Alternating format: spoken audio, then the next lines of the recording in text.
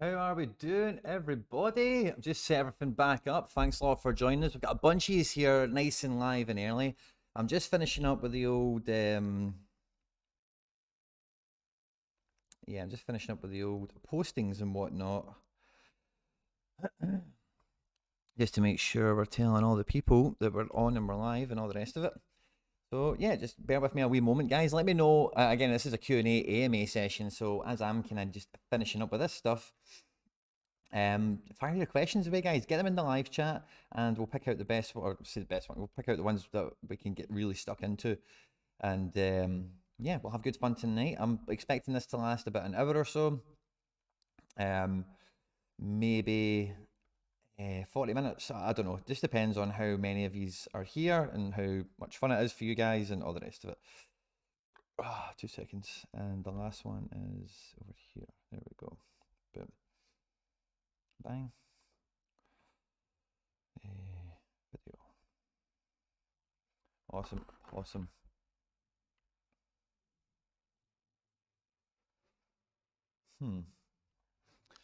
Right, okay. How are we doing, guys? What he's been up to? I know we did a mega stream yesterday. We went through. How long till we started? 7 minutes. So we'd. So we had a mega stream yesterday where we went through and we watched. I didn't even count how many games I watched live. I lost count so quickly. Between, you know, the early kickoffs, the late kickoffs, there was tons of stuff going on. Delete all this stuff. Sorry, guys. Unfortunately, none of my cards crossed the line. But 7 minutes is when we started. But I'm picking up 2 tier 3s. Picking up 2 tier 3s. A limited and a rare. Captain Depay just got us over the line, and it was not really down to any masterstroke from him necessarily. But sorry, guys, just finishing up the bits and pieces. Get the wee thumbnail on, put it in there. So yeah, I can see he's in the live chat, guys. I'll come in and drop out the fist bumps, get the questions underway.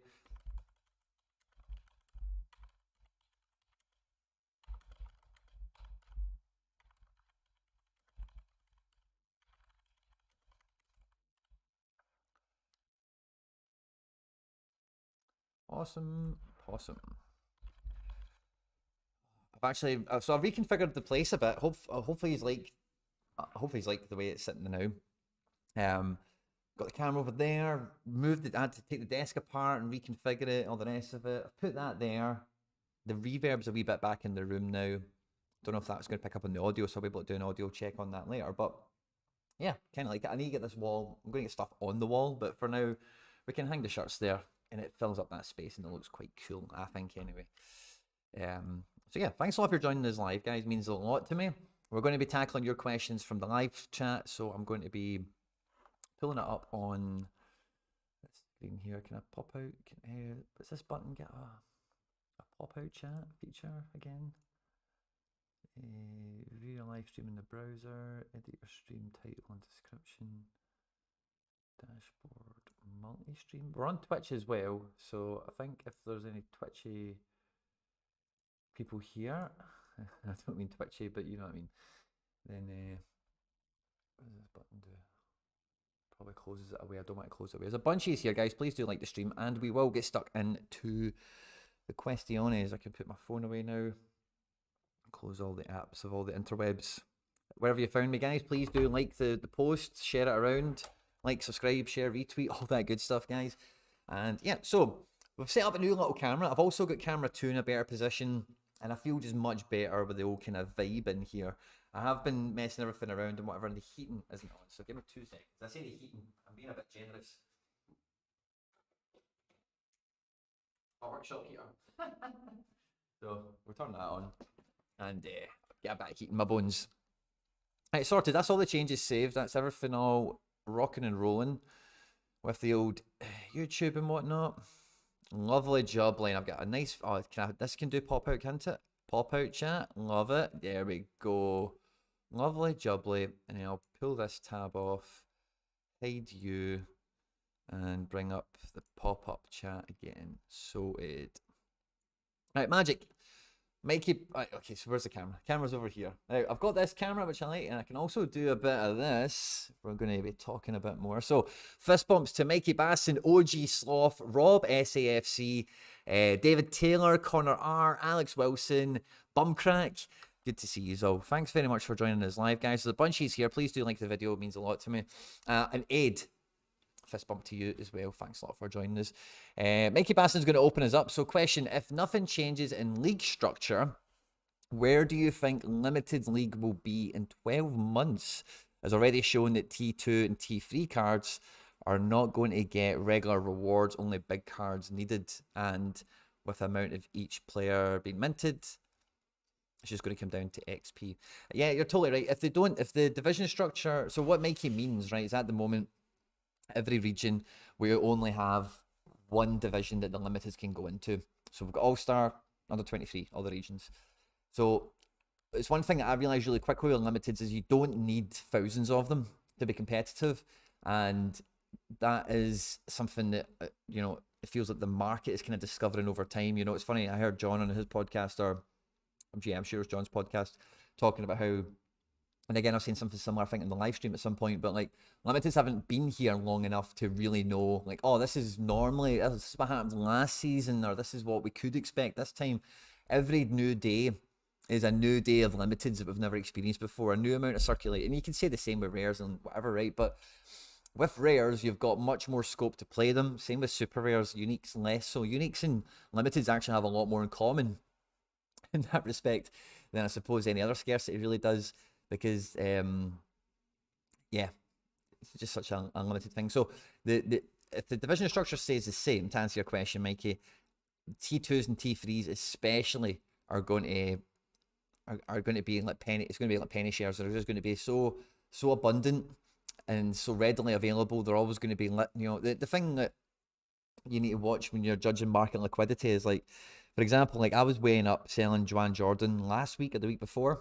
It was when I won when I won the Yangel Herrera, I thought, I don't really need Juan Jordan anymore now I've got this guy.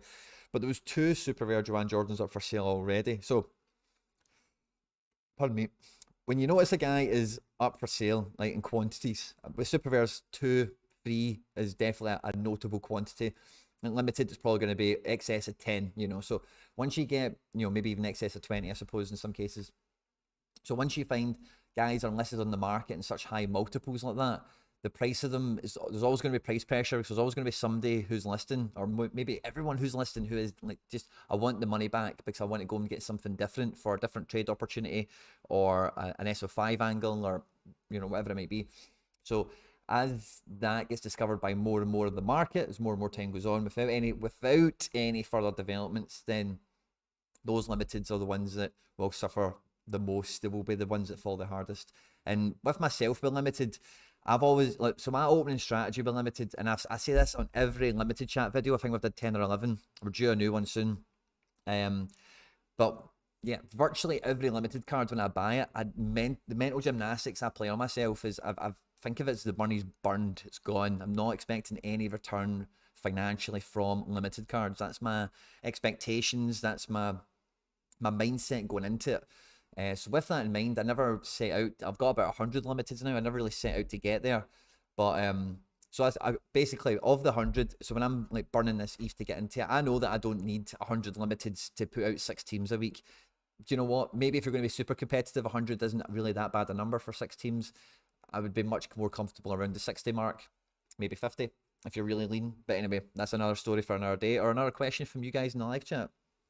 So with that being said, out of the 100 limiteds I've got, like 40 of them are rookies, and again, like that's a speculation play on my end.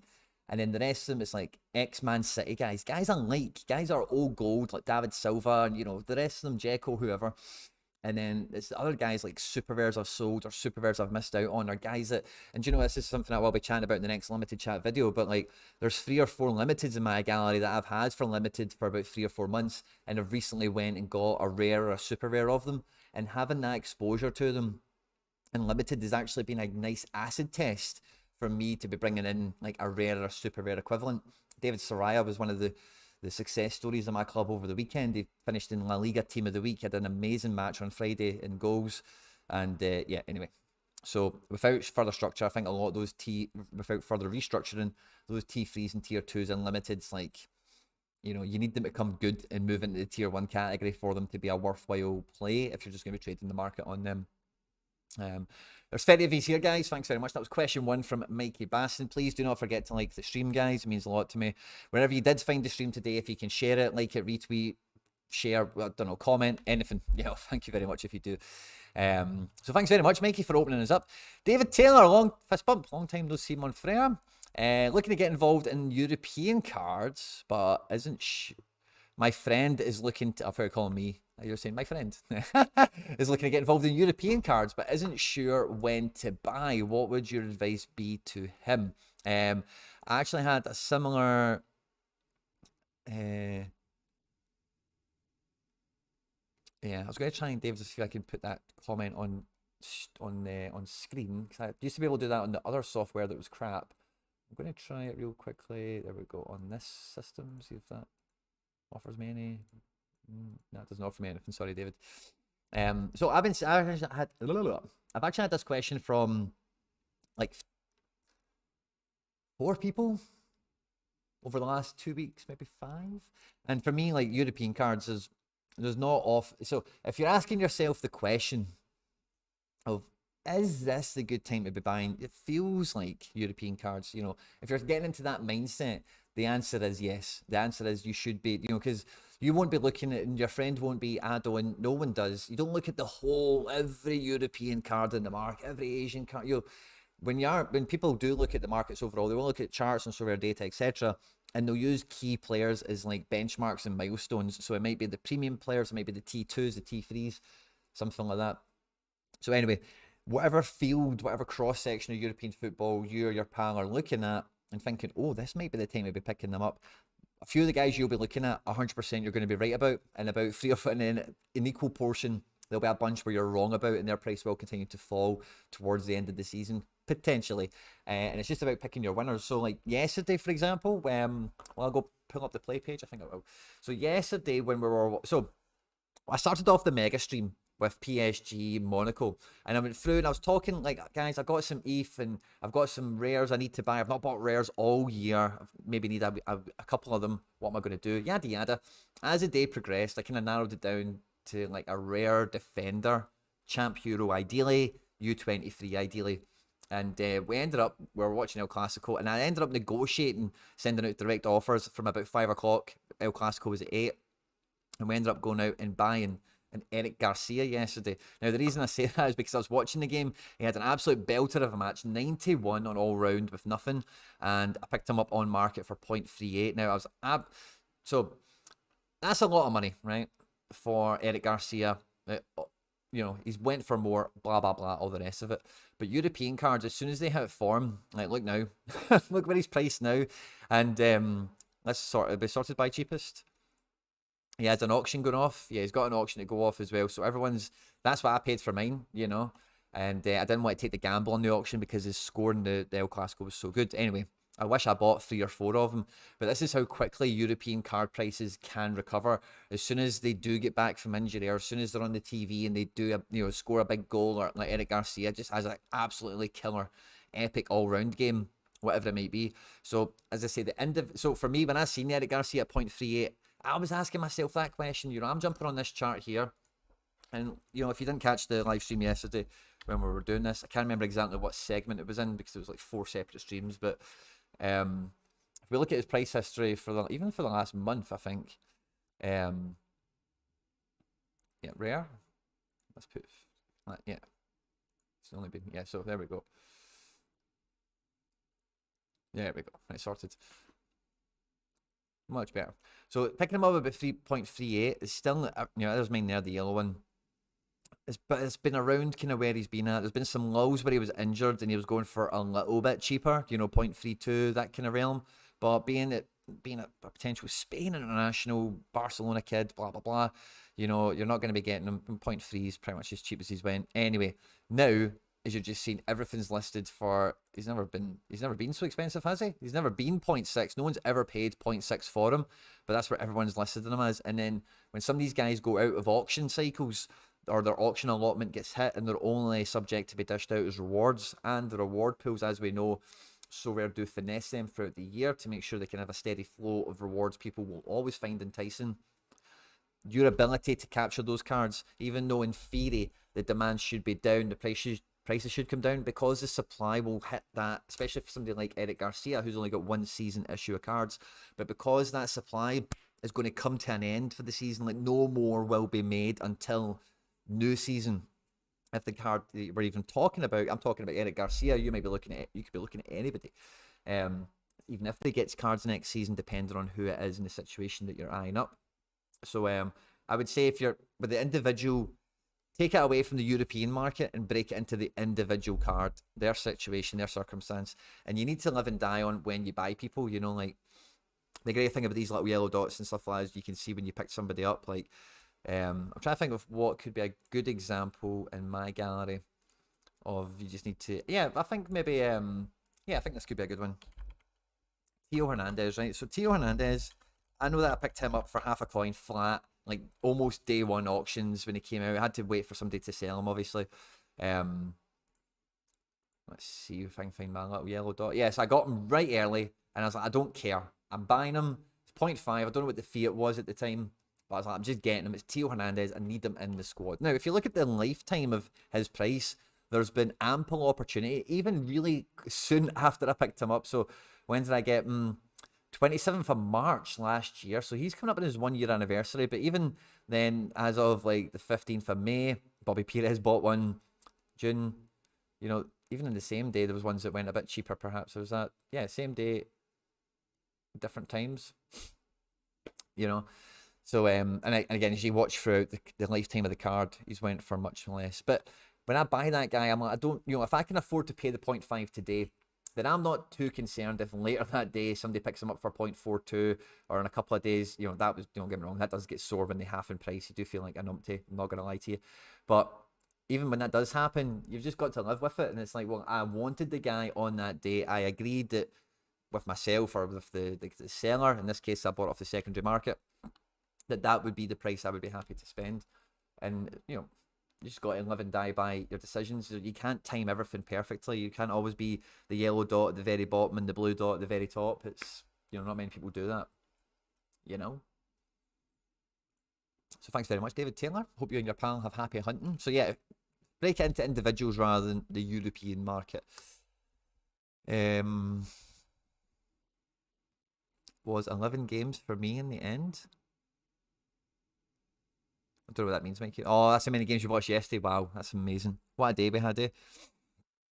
Connor R, if you were to start from scratch this upcoming summer in U23, what would your ideal team be? Oh, what a lovely question, Connor.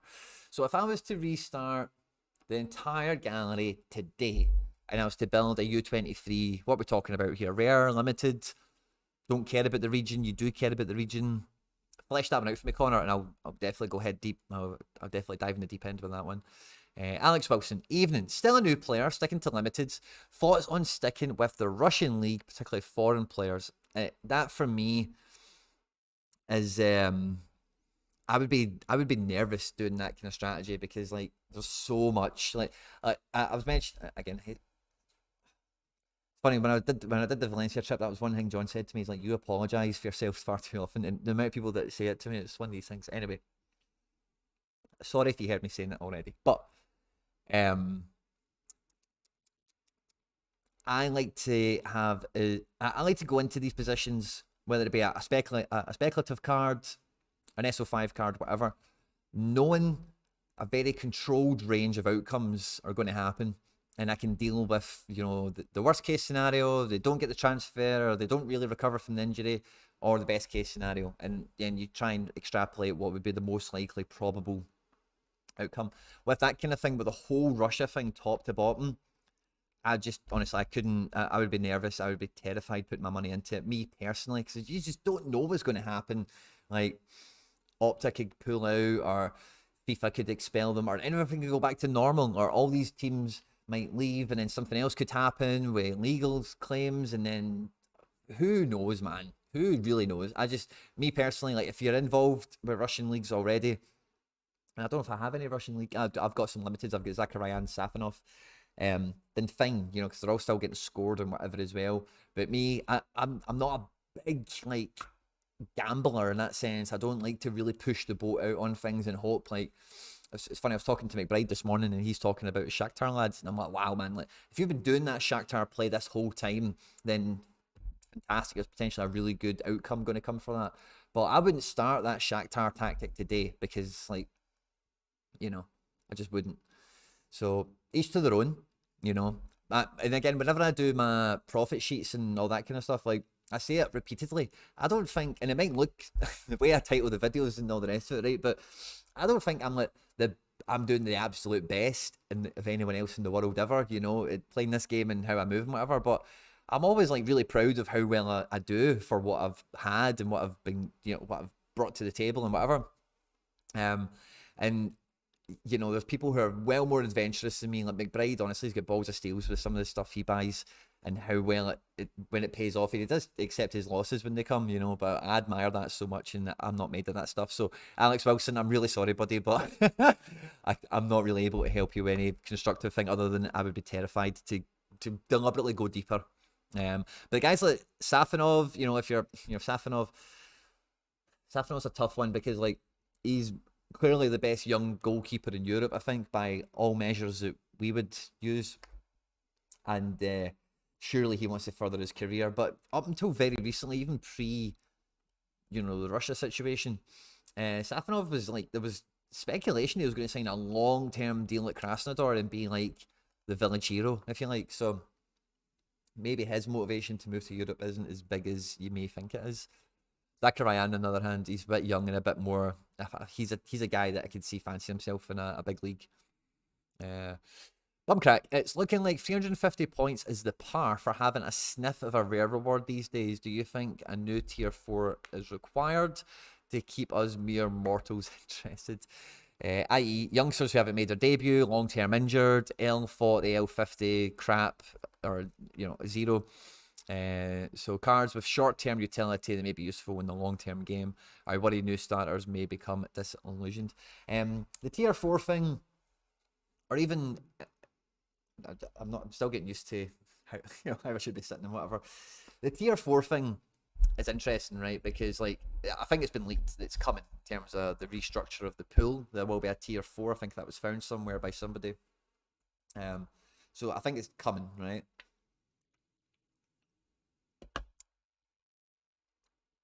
In terms of like what's required to win rewards, what has really changed from, you know, whenever you started, anyone watching this, whenever you started, unless it was very recently, up until today, what has changed? The only thing that's changed is the strength of the competition. Because like, if you're going to win rewards, if there's 100 cards available, 10 cards available, 1,000 cards available, if you're going to win rewards, you're going to, it's, what's the best way of putting this? Sorry. So the competition has got more vibrant, which means there's much more pressure or much more of an onus on the players that everyone uses coming off and making it big. So what you find is the majority of people will just go, and again, you know, each to their own, everything works, and people, again, there's plenty of people that win way more rewards than I do, and there's some guys you can buy and you know, like 8 weeks out of 10 they're going to drop a fantastic score and they're going to do you up the leaderboard. And it's the amount of people that can, so before, let's say, you know, when I started June 2020, let's say the biggest and best cards on the platform, I'm just going to make up abstract numbers here. There's 1,000 people on the platform when I joined, let's say something like that. Let's say 100 of those people could realistically own the best cards available, the Depays and, you know, whoever else, right? So when they come out on auction, there's only 100 people that have the wallet, the desire, and the potential utility to maximize those cards. And out of 1,000, that's like, what, 10%? But as we were talking about with Mikey's question earlier with Unlimiteds, you do only need so many cards to actually compete. If you want to collect and trade and do other stuff, then you can have as many cards and you can get as many cards as you really want. But to compete, you don't, or to play the game, you don't need thousands, you don't need hundreds.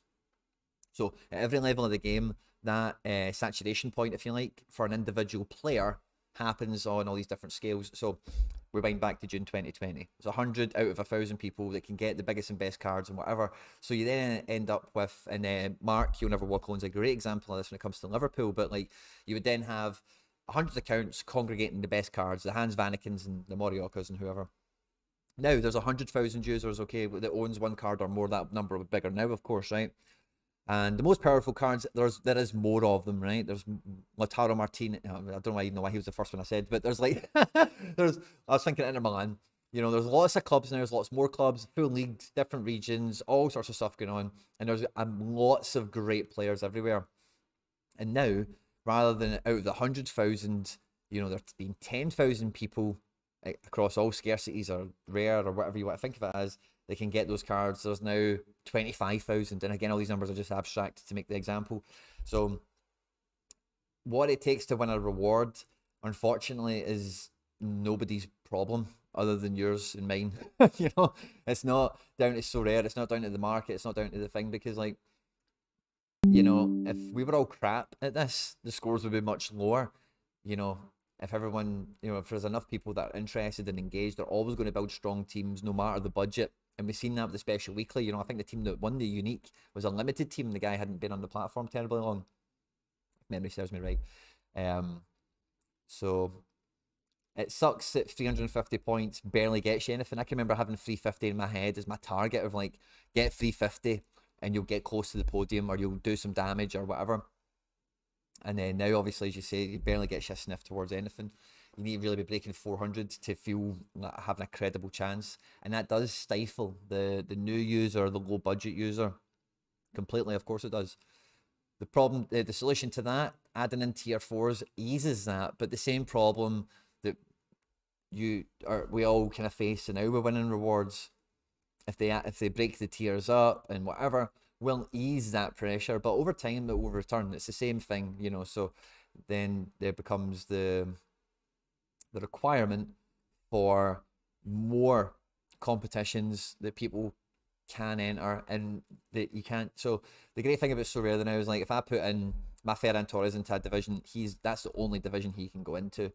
But now we've got third-party games all over the place, as you know, Sorare Data, Sorare Mega, Brag, all that good stuff. But if I play a card in Sorare, I can still play the same card in Mega, and I can play the same card in Sorare, which is all great and everything. But Sorare need to open up their native competitions and still keep it that kind of siloed, that once you deploy an asset against a competition in a team, you can't deploy them in like these other ones, you know. So that element, increasing in with a T4 and maybe even a T5, they must have. And you know, one thing I would be really interested to know, I'm pretty sure the answer to this would be no, right? But the amount of unminted cards that they have maybe the right to make that are old. I don't know how these agreements work, you know, but imagine they did like throwback Thursday auctions where they started doing like on a Thursday, like the 2018 Bruges cards that never finished their circulation got to 100, you know, however many would have been left to be auctioned on the current system of 50 rewards and 50 to auctions. That would be cool and interesting. And also then you could dish those things out, you know, because we're talking about seasons of card. You know, this is like the third or fourth season for some of these teams. So, you know, yeah. And then the other thing as well that John talks about, I talk about, everyone kind of is waiting for in the next year or two, is like the next level, the digital meets physical kind of angle with the reward system in terms of like tickets, shirts, memorabilia, experiences, whatever. So in terms of keeping us mortals interested, like, because again, like, one word I hate to say, bumcrack, is progress bar, right? Now, I've deliberately not uttered those words for a very long time now, right? Because it's just been manana. We've been waiting for it. But the thing with the progress bar is this: they openly stated that any future iteration of the game will contain that kind of low value monetary reward for consistent gameplay and interaction and giving other cards utility.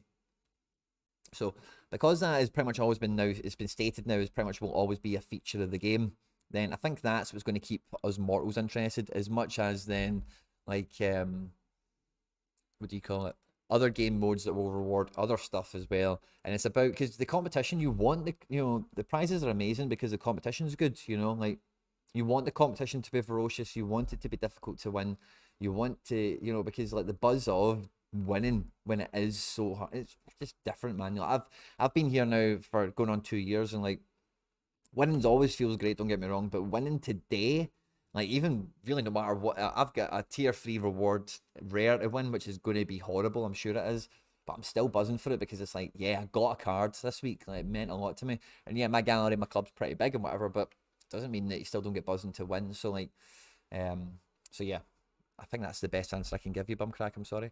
No problem, bro. From Addy. What was Addy asking? Oh, maybe something else. Sorry.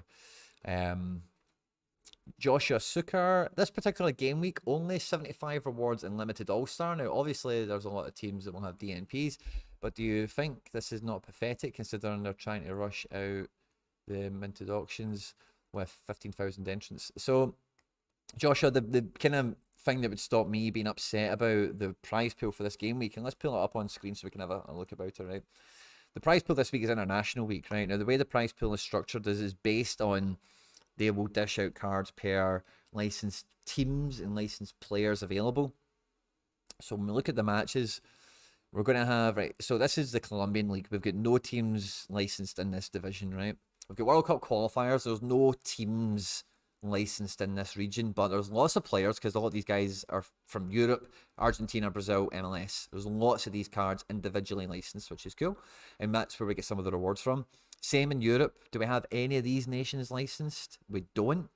In Asia, we don't have any of these nations licensed. We've got we've got the full Korea squad. I'd say the full Japan squad, a couple of Australians, and then these other nations we've maybe got a couple of people for that are licensed, but none of the teams are licensed. With CONCACAF, it's pretty much the same. We've got the full American and Mexican teams, I would imagine. You could probably get together almost a full Canadian. A lot of these teams you could get individually licensed through MLS clubs and Challenger Europe. But again, no full team, only individual players. Same with these. I don't think any of them will have any licenses. And then in Argentina, none of these teams are actually licensed, but there will be a couple of players that may be transferred between this place and that place. I've got a wee notification. Support update. Okay, I'm not too worried about that, I don't think, today. Am I? No. Am I? Let's have a wee check. What does it say? Do I need to... What's the support update? We hope you had a good weekend, and we have a super game week update for you. Game week 254, which is one we've just left. We have fixed a display bug affecting the prize pool in the casual league. Okay, whatever. Prize pool tech issue. We have now fixed a tech issue that affected our prize pool for 2 divisions. Following this fix, card rewards have increases as following. So limited globals went from 25 to 75, so it's went up by 200%, 300%, whatever you would say. And then rare global all-stars went up from 10 to 15. Okay. Now, this is probably came in line with what I was just kind of going through with you there in terms of the prize pool is dictated by how many, licensed participants are playing football, clubs or players. So now we've got the prize pool updated. Like, I hope maybe it makes you feel a bit better, but it doesn't make any difference that if there's 15,000 here or not, because they can only issue so many cards. And I wouldn't want this game week, looking at those matches, right, realistically, guys, see if people were winning, like, really great. The prize pools were abundant and huge, and there was lots of great cards getting dished out, and this was the game week that it was getting dished out on. People would be angry about that.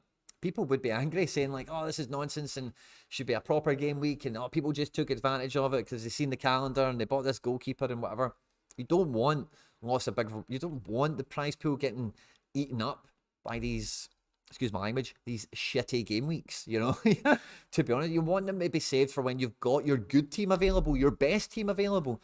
Maybe your best team is available this game week, and I'm really sorry if that's the case, but if your best team is available, you've got a great chance of winning prizes because you're probably the only person with their best team available if that is the case for you this game week.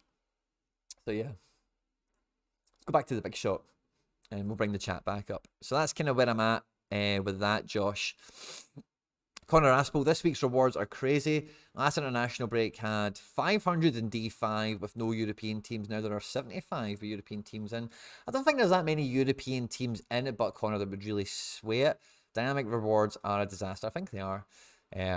What are you hoping Sorare are going to come out with their upcoming announcement? I don't know. I didn't even know there was an upcoming announcement, to be honest with you. If you're referring to what Nick was talking about in his tweet, I think we're all kind of waiting with bated breath for the Prem. But otherwise, not too sure, Mikey boy. Joe Ducey, I've been working towards a team that can compete in Rare All-Star or Rare America and don't have a deep collection to do well in both usually. Sorry, I'm reading this, like, it's got commas everywhere. With prizes... and score difference, where would you compete? All-Star every time, Joe, because like we've been, it's a kind of recurring theme almost in terms of like the prize pools and whatever, right? But if your team's going to go off, I'm sorry, Joe, I don't know your club, right? But let's SO5 Game Week Center.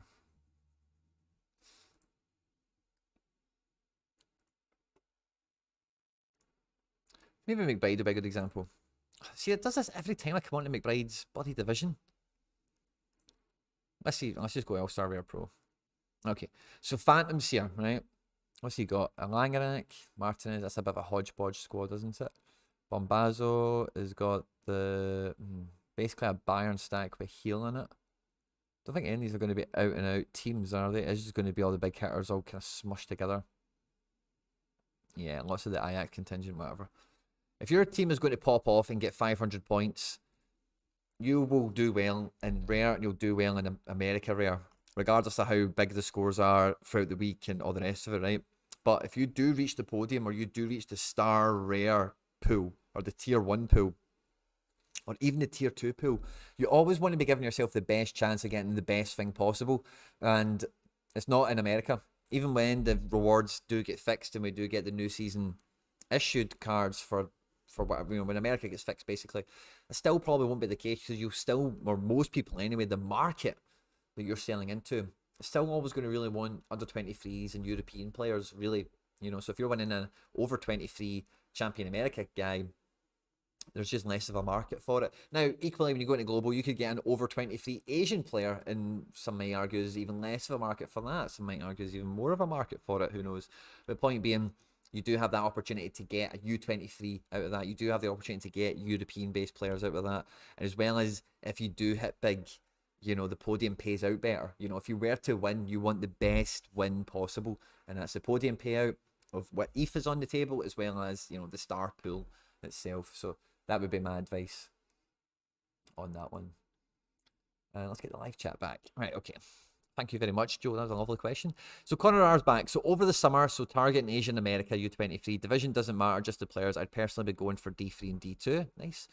All right, so Connor R, let's go back to the tip-off what we had for you, mate. So starting from scratch, upcoming summer, U23. So we're mixing Asia and America. So Asia and America. I think in goals, if I was starting from scratch, it would have to be Tani in goals, undoubtedly. How good is Sorare data, by the way? Tani is just the man. He's just the man. He always plays, unless it's against Gamba Osaka, or he's got interact. You know, the thing about him as well. Sorry, I've got this page up. I'm just still looking at my room. He's in the Japan team as well, and he's getting on the bench. And I've got this little hypothesis brewing in the back of my head. Like, the thing with work permits, especially for non-EU players coming into the EU or coming into Britain in particular, is they need to be able to pass a work permit. A lot of the work permit conditions centers around international involvement. So being a backup goalkeeper for the national team at, you know, whatever age he is, 20 or whatever, 21 now, maybe will help him if I move to Europe. So that's somebody who I would expect him to finish the J League season, probably. Maybe he goes to Gamba next year, but he's somebody who is like, he's got legs. You know, he's not getting, if he stays at Gamba, he's going to play him. And if Gamba don't play him, I don't think next year, then I think he will be saying, listen, my bags are packed, I'm going to Europe. So for me, he's the number one U23 in the summer, undoubtedly. In defence, who would I go for in defence? U23 in the summer. I'm biased towards Julian Araujo. I don't suspect he's going to be the best pick, but I think there's probably going to be a J League defender or something that will be cheat code. Who would I have? Best U23 defender. MLS is like, the problem with MLS, U23 defender, excuse me, is a lot of them are about to age out. You know, guys like Brooks Lennon, Henry Kessler. There's a lot of them are about to lose that U23 status come June or July, whenever it is. So there's no real I think Julian Araujo has to be the one, really. U23 for a good while yet. Will play every game. Can get decisives. It's just the fullback risk, the fullback jeopardy you have. I tell you who I like from Japan, who's came to me. I don't know if he's still U23, he should be, but is Tsunemoto of the Antlers. Kaigo Tsunemoto, there he is there. So I like this kid. He's U23 until next year. So I quite like this kid. Oh, wow, he's not cheap anymore. Can I come onto the scene last year? I think he's a right back as well, or a left back. He's a full back for here, but he really burst onto the scene last year, and yeah, he's He's okay. He's good. Still got more to prove, I'm sure. But I like Tsunemoto. You can get him U23 up until next year. And the other one I quite like is Julian Araujo. Now, they're both right backs, and we know the jeopardy that comes with them. But I like both these guys. They're both goodies. In midfield, I'm all about that Barco life. Honest with you. I think Barco is going to be the best U23 mid in the summer. He's just an absolute killer. Still doing really well in Argentina as well. I watched the Boca game. He didn't do that great. The signal was terrible. It was all kind of pixely. So it's hard to really tell who Barco was. But he's been doing good in Argentina, and I think River Plate he's only going to continue to get these kind of scores in and hopefully improve upon them as the season goes on. The other guy who looked really good in that game was Enzo Fernandez, who's U23 as well, I believe. Yep, and he's not cheap. He was very good in the game, very composed, very slick. And I think he would be I think him and Barco would be a great midfield pairing, because you'd expect, people like that kind of thing, stacking and whatever. In terms of up front, in Asia, Ueda is the only one I would maybe be able to pass comment on, but he's bench bait most of the time. The other one I've got is Kevin Cabral, who I wouldn't openly hold out as a great. He's going to be amazing this year, because he missed about 3 big chances in the last match. Might get dropped now. Carlos Magno at NYC, if he is a forward card, if we get his card. Who else could there be U23 wise? In Brazil and Argentina, I'm not sure if there is any U23 forward outside Julian Alvarez, who's leaving for City, of course. So all this is why I kept my Cabral, because I just really couldn't find a U23 striker in the summer that I could get excited about. So I guess I'll say Cabral. But if Efra Alvarez comes out this year as a forward, Efra Alvarez would be a great shout. He's decent, you know what I mean? Keeps playing, but how many big chances missed did he have in this game? 3. So it doesn't fill me with hope. But he is U23. He's a DP. He's a number 9 as well. Actual number 9 on his shirt. They spent a lot of money on him. But yeah, I couldn't really. Again, I think what's the boy Vasquez came out of nowhere. Jesus Ferreira is probably Jesus Ferreira is the one I think everyone will be shouting at the monitor right now.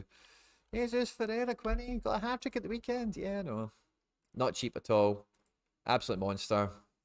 Doesn't really seem like slowing down any.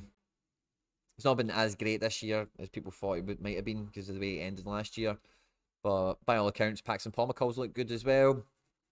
And Dallas can only improve on last year, really, because they were pretty rotten. So I think that's what it would be. So it would be Tani, Tsunemoto or Araujo. And then midfield, Enzo Fernandez and Barco. And up front, just let's say Jesus Ferreira. Why not? I think that would be it. Corner boy. Money no option, starting from scratch. Simo, fist bump. Good to see you, my man. Loving the new layout. Thank you very much. Thanks for the answer. Better, to be honest. I have a few, like Dreyer, the Georgian guy. Like, he's not the Georgian guy. Like, I seen a tweet today. He arrived for Georgian national duty with like 4 suitcases on him, and apparently his family have been getting like death threats and stuff. So I think he's out. The Georgian guy is not going to go back to Russia. I cannot imagine it. Krasnodar having financial issues as well, apparently. Okay, yeah, so that could definitely prompt something. But again, all the embargoes, their financial issues are not going to be eased any, other than the wage relief of selling Safanov, because European clubs will not be permitted to send them money, you know. When does... Oh, sorry, guys. Oh, I think I've just... Where are we? There we go. When does D2 become worth playing? Competing and losing to surface to air missile Spicer and M Seguin's leftover uniques is getting frustrating. D2 feels like a waste of money currently. Cheers. Bob Flint, I mean, I don't know if I'm definitely in a similar position, in the sense that I've been into D2s for a little while now, as you guys might know on the channel. All-Star Super Rare I had a wee bit of a shot at this week. We weren't actually too far off of getting something, thanks to Captain Giacomakis. But the centre of the team here really let me down. And this one here was like so close, man. So close. 76 points off of winning it. And I just didn't quite have enough of the big greens in the team. It does get disheartening, Bob Flynn, but for me personally, like, I don't care, you know, because, again, I was having this chat with somebody yesterday, this morning, but like you can't win every week, you know. So like, if I'm saying to myself with this team, and I don't know what kind of team you're rolling out, what your expectations are, but I look at this team and I think I should be trying to pull close to half a dozen worthwhile super rares per season. Now, I've not had these guys for a full season, far from it. And like I said recently, my main intention with these guys is to have them now for next season, hopefully.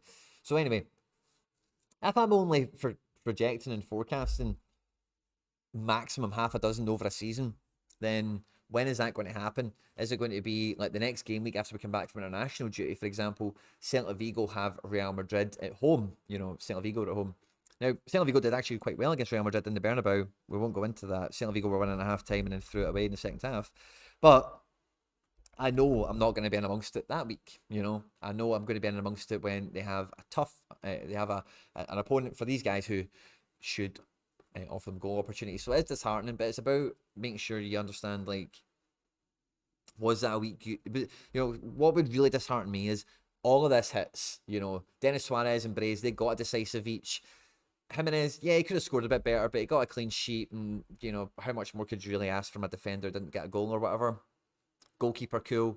Striker, cool. So if those two midfielders did hit, and I still was nowhere near, that would kill me. That would really make me disheartened. But with only really my forward picking up a goal, that's all this team done. Sorare was really active in the game, but it was all round score that done him. It wasn't a clean sheet.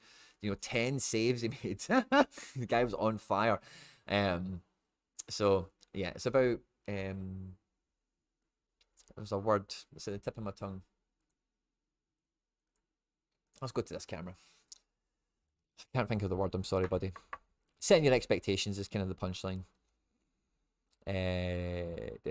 Owen Davis, just more rewards, new game modes as well. Keep it fresh. Yeah, I'm with you there, buddy.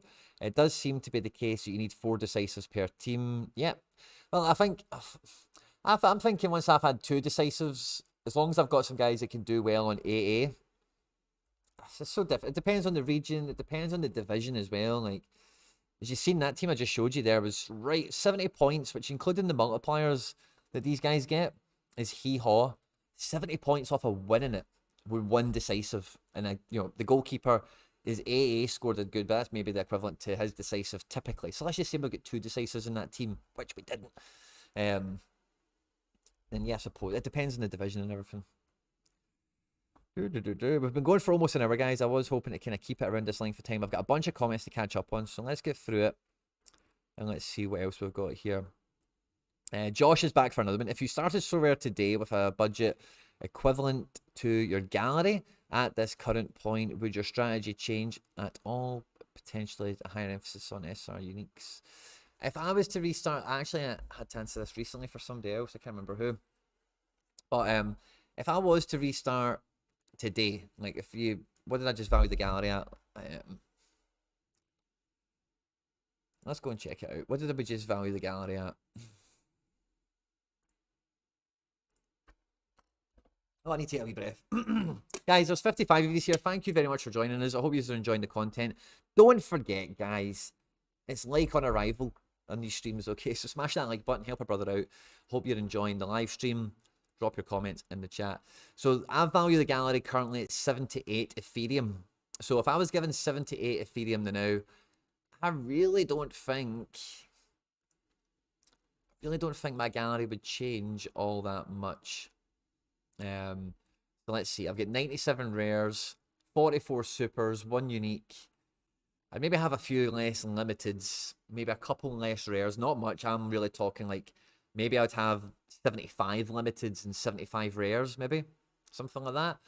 Maybe 35 super rares, maybe 3 uniques, something like that. I'm thinking that now, like I've been monitoring the unique market quite a lot, and I know this isn't for everyone, but again, kind of like I said earlier, guys, like I'm not doing, I don't do the content to go like, and I do sometimes, don't get me wrong, but the whole point of it isn't to go look how amazing I'm doing or whatever. I just try and do as best as I can with what I've got. But the target I've kind of got now of like getting a couple of uniques, like I started this account with fuck all. Like I've worked my ass off to get this account, and I've got a bit of a chip on my shoulder with some of this early adopter chant that goes around, because it feels like it demeans some. That's the way I take it anyway. Sometimes it's like, well, if it was so fucking easy, then why didn't everyone else do it? Because I wasn't the first guy to start this account, you know, or to start like playing this game or whatever. Anyway, I digress. But a lot of the guys I've picked are, a lot of my gallery is curated. There's not a lot of random people in here that are like, oh, I just bought this guy because why not? You know, a lot of these guys fit a strategy, fit a pattern, fit a theme. So yeah, I would maybe just prune up just some of the mistakes I've made in the past, or some cards that I just can't really shift. I'd maybe just never have spent the money on them. I wouldn't spend 1.6 Ethereum again on a super rare Ki Sung Young. I can tell you that for nothing. So anyway, this endeavor I've got, I kind of want to get between 3 and 5 uniques for where I'm at the moment. And I think like my gallery in terms of numbers is fairly well rounded, and just with like adding that rare defender in that Eric Garcia, like let me show you this, right? So I've jumped ahead again after I did that 12-hour streaming session basically yesterday to get myself to bed. I went into lineup builder, jumped ahead to when we came back from internationals, and I'm going to need to zoom out, or can we see it? Yeah, we'll be able to see it. Let's maybe zoom in more, maybe helps. There we go, that should be the way we do it. So I've picked my teams loosely for when we come back, right? Now, the point of me showing you this, right, is look, this is my all-star rare team. Omi Nami is a defender, right? I just want you to look at my defenders here. The rare ones. There's Robbo, there's Robinson, there's Araujo, there's Guardiol, there's Angelino, and there's Eric Garcia, there's Theo Hernandez. I don't have any other spare rare defenders, but see, by adding that Eric Garcia in, how lovely is that team, by the way? Barca Celtic combo with Tani and goals. Looks disgustingly nice, doesn't it? But by adding in one rare defender has made me so much more confident in my lineup, so much stronger, and it feels like I'm trying to gamble on who's got the exact best fixture this game week now. I've got a wee bit of a buffer. So if I was to restart, like I think my numbers in terms of the count on the different scarcities would be quite similar, but I've got a personal objective that now we're getting to between 3 and 5 uniques throughout this year at some point. It's the only change I would really make, to be honest with you. FM, CS, CS, IO. I'm still new on the platform and all my players are dropping down in price, USA and EU. Is it better to hold or sell the entire gallery to start planning for a rare team and thresholds? That's a really big question to give you some sort of answer to. It kind of ties into the Theo Hernandez example from earlier, but like, and again, like I've seen this with the Penfez when we're doing that content as well, but like, if you were to tell me, oh, Quinny, your guys, like, let's just go check roster prices. I never know the price of my guys until I'm like maybe just bored and looking at gallery roster prices and going, oh wow, he's shot up, or oh wow, he's shot down. So let's see, highest to lowest, lowest to highest. What way is that I want again? Okay, so these should be the guys that are coming down or going up in price, maybe. Maybe not. But Eric Garcia, limited. I thought that was a rare there. I was like, what? But you know, once I buy a guy, I buy him for the price I want him, and he's in for the strategy. Now, if the strategy is to sell him tomorrow or in a week's time, then you are exposed to these prices, and there's nothing I can do about that or help you with. I'm really sorry. You're kind of faced with the situation of, what was my plan when I bought these cards? Was it to play them? Well, then the price of them today doesn't make any difference. The only thing that tells you is you maybe could have waited to pick up a few of the cards, and that's unfortunately predicting the future. No one can help you with that, or anyone can do that at all, you know. The other side of it is, if you were buying them to flip them in the market, you are at the mercy of the market, and if the market's pushing your price down, then you're taking a loss on this one, buddy. I'm sorry.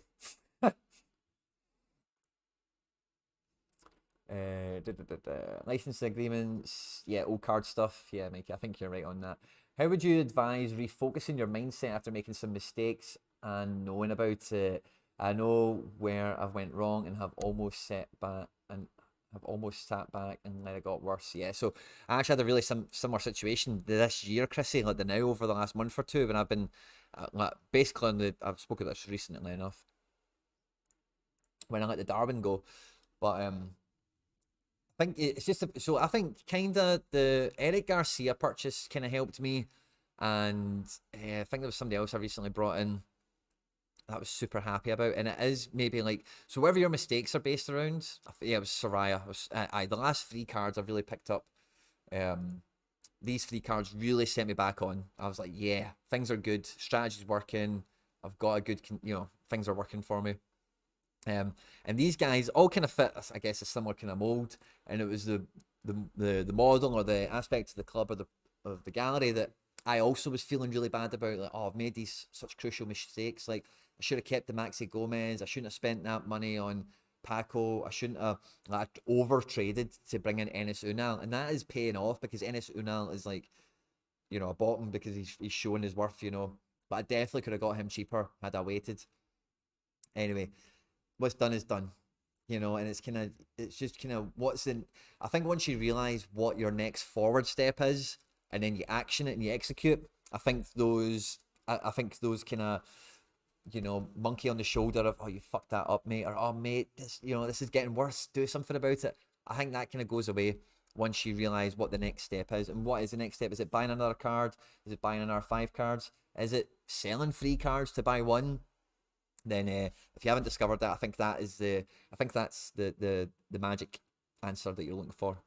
Now, I can't do that because I don't know what your strategy is in enough detail to pass comment, but I think knowing what that next step is of getting that card in, finally replace that guy that you've been meaning to replace, or finally buy that guy that you've been bottlenecking it about, whatever, is the best way to go about that. Chrissy Boy, friend of the channel, thanks very much for dropping the question in, Monfrere.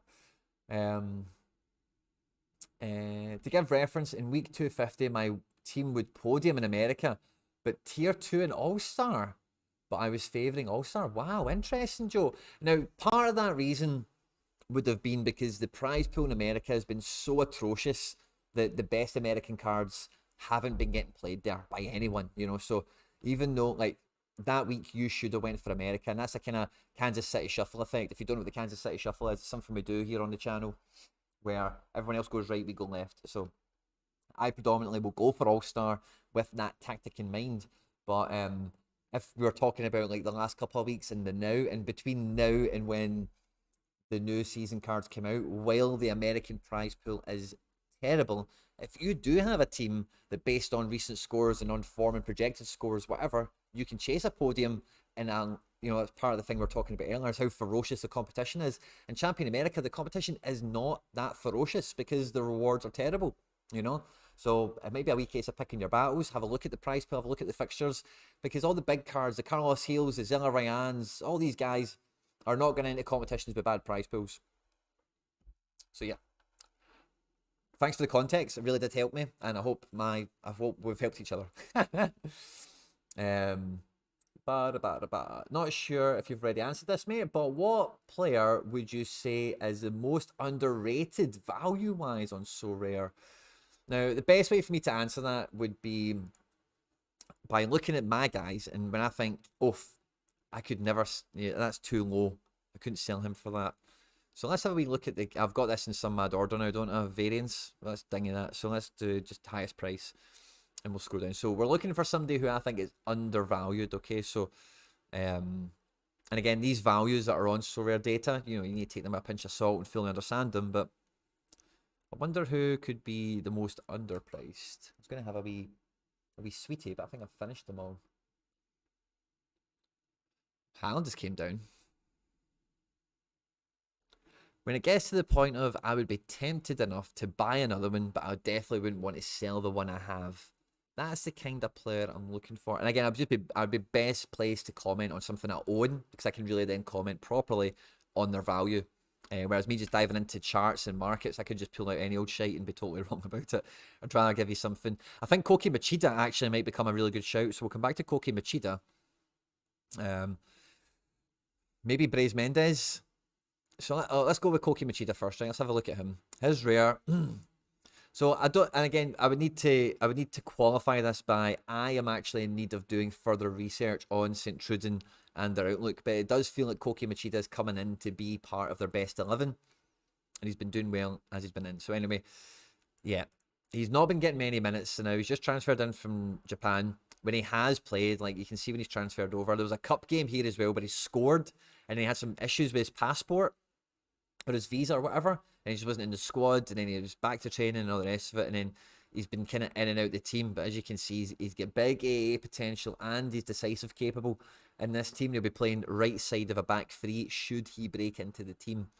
And a guy like this who, he's not going to be U23 for much longer, in fact, but could be a solid player in the European in the European new season. He's somebody to definitely think about. And who's the other one? Bryce Mendes, honestly. Every week, I just become more and more of a fan of this guy. He played amazing against Betis. It's probably the best game he's played all season. He absolutely shredded them. See that for a Champ Euro rare mid? I think that's stellar, to be honest with you. I don't know what he does normally go for, to be honest. Actually, more. He has went for less in the past, of course, because he's not really a household name and he's not U23.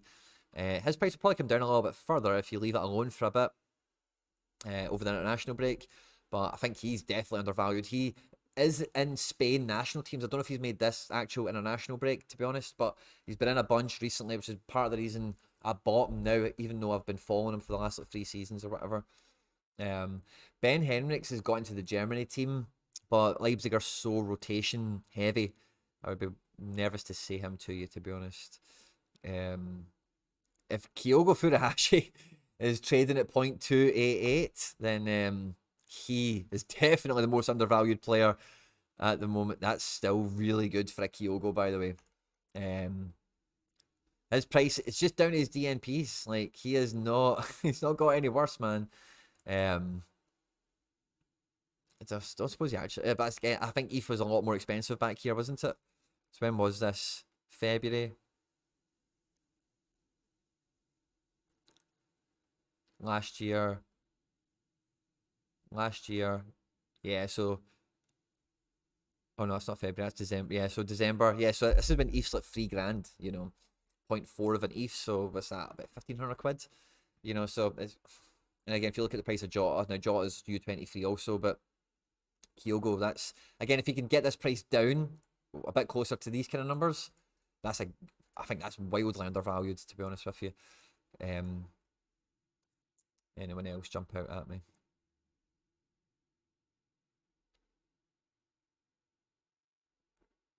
That can't be the price of a Jota. What's his floor? Yeah, no chance. Definitely not undervalued. Oh, crikey. Right, guys. Let me see. There's a bunch of... Oh, Jesus, there's tons of stuff here. Right, so, where were we? So, Aaron Johns, fist bump, thanks very much to you, my man. Pro Bassett, Jal Victor, I've got one. That's what you're talking about. Koika? Oh, John, I was just taking back to the U23 stuff. Koike is a good J-League defender. Check him out. Koike? Yokohama F. Maritos. What Koike are you looking at, buddy? Is it... I guess it's this guy he plays. I may buy him. He's on U20. I don't need an O23. Where's the other one? Koike? Utah? Yeah, it's not him you're talking about. Antlers boys. Sekigawa. Is Sekigawa still U23 but big slabhead? Oh wow, yeah. Oh, Sekigawa. Sekigawa and Tsunemoto could be a great... Oh, sorry, I'm not on the play page. Sekigawa's still U23 for a fair bit. Big slabhead. The Harry Maguire of Japan, that's what I call him. And again, this is a guy I've been tempted to buy for like a year or so, but he's, you know, since he's been on the platform, he's not been a consistent starter, but when he does play, like, he's got it in him. Big slabhead. He's got it in him. Oh, yeah. Where were we?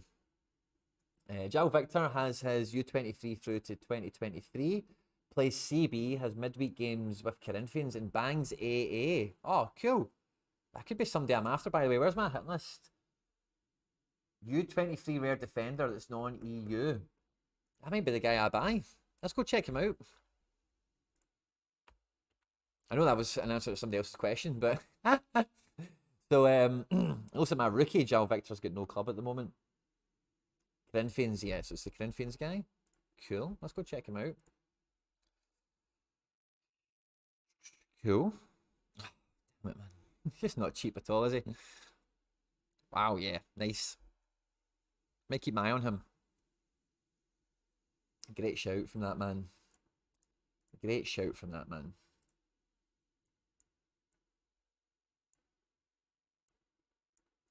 Right, so where were we?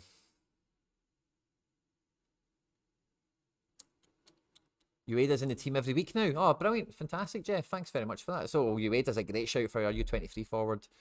Tachi Banda from Frontale is great, but he loses at Midsummer. Yeah, I don't think that's going to cut the mustard. Shrek is on board. I made a huge loss in Sekagawa, but trusted my gut and bought another one. Brilliant.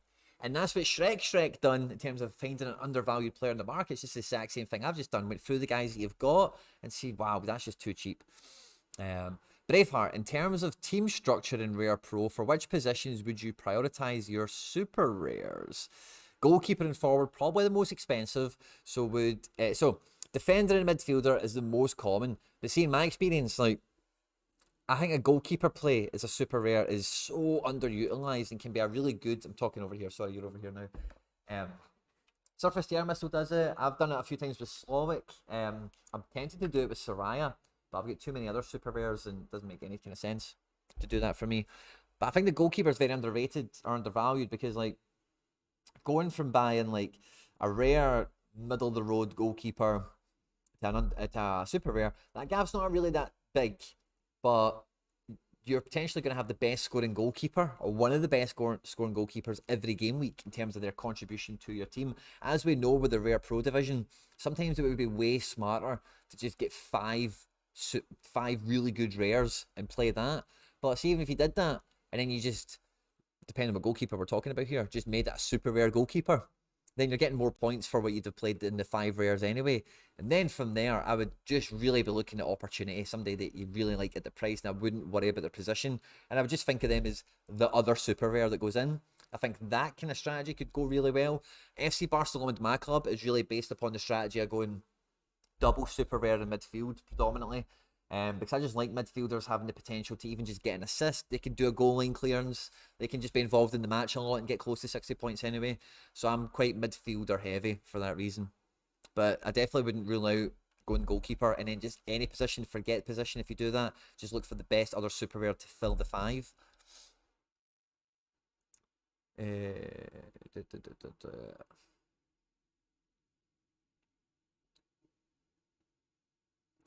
Arda is here and he's asking, what kind of limited team would I suggest with 0.4 ETH?